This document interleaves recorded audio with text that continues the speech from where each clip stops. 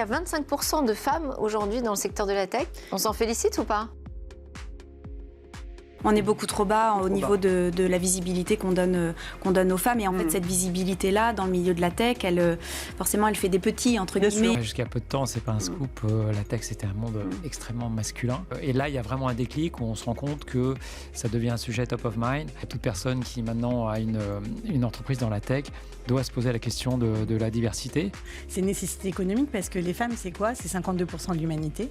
Et l'économie numérique, c'est la première économie mondiale.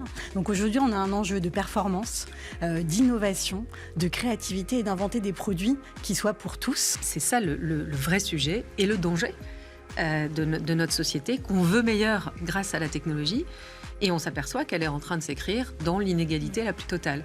Ce qui amène effectivement une vision biaisée, une vision coupée à moitié. Je parlais avec beaucoup d'entrepreneurs de la French Tech des hommes et on se rend compte que quand les ordinateurs grand public sont arrivés dans les foyers, ils étaient marketés pour les hommes. Et ces entrepreneurs vous expliquent moi j'avais 13-14 ans et je jouais aux jeux vidéo sur mon ordinateur. Et puis j'avais envie de discuter avec mes amis qui jouaient à ce même jeu. Donc on a codé un petit forum pour parler ensemble. On dit que les femmes fuient la tech. Non, c'est juste qu'elles n'ont pas eu cette opportunité de la manier, de l'avoir dans les mains très jeune, à 13-14 ans. Et ce sont des hommes qui derrière ont fondé des boîtes. C'est une des raisons qui m'a donné envie de rentrer dans ces domaines, c'est de vraiment challenger ces stéréotypes. Aujourd'hui, il y a un retard sur la partie développeur, développeuse.